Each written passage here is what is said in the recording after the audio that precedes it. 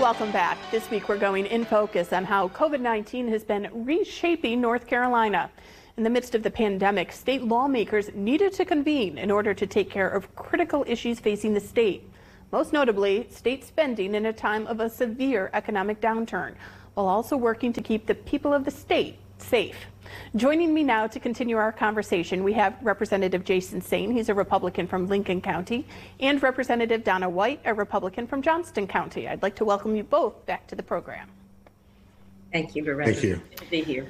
Well, let's first talk logistics of you guys coming back into session. And Representative White, you're a nurse by trade, and we saw 170 legislators from all over the state have to come back to conduct the people's business. And there were certainly steps taken to limit the contact amongst legislators. We saw things happening that we've never seen happen at the legislature before. What was this experience like for you? Well, I think that it was an awesome experience, good and bad. It was good to be back together. It was good to see, good that we had options to either be there in person or to be there remotely. And we had probably a good, I would say maybe 40% of our membership that decided to phone in remotely. So for those of us that were there, we tried to wear a mask and we tried to take social distancing very seriously.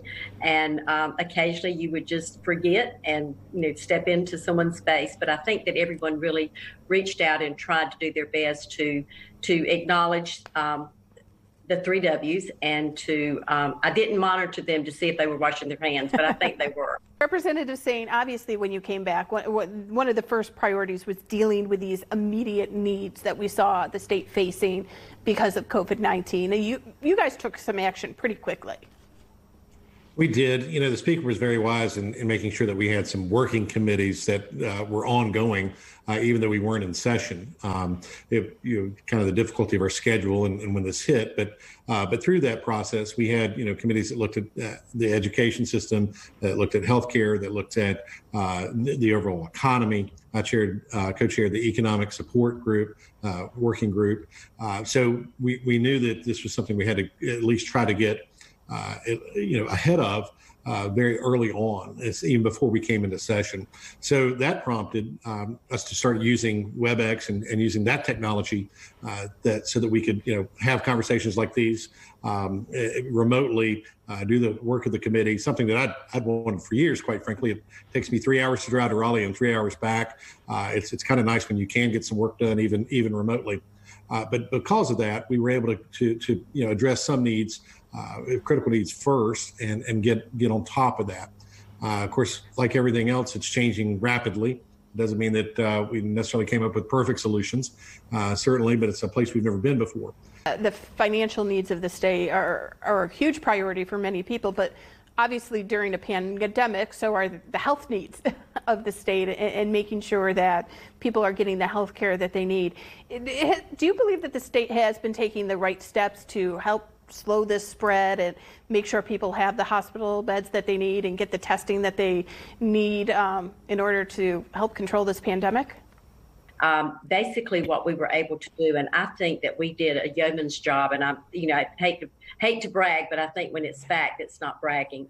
We were able to literally provide the infrastructure for our local hospitals, for our healthcare facilities. We were able to give resources to our long-term care facilities.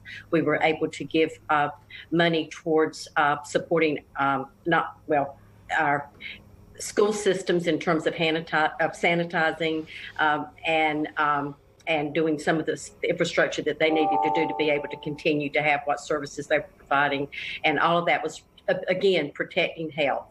We were able to, like I said, we were able to give money not for just the current situation for personal protective equipment, for acknowledging the need for expanding the scope of some of our practitioners.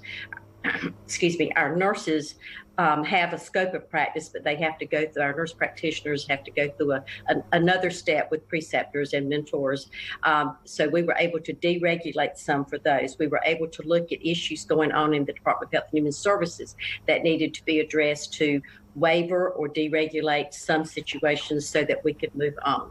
So I think that we really we spent a good deal of money, but we very targeted for current immediate needs to see people through the crisis and to the immediate crisis and to prepare for the future in terms of and even some of our smaller hospitals that were not getting quote unquote elective procedures, we were able to address their needs to keep their doors open. So yes, I think we spent the money wisely and had the policy there to address the short-term and long-term goals.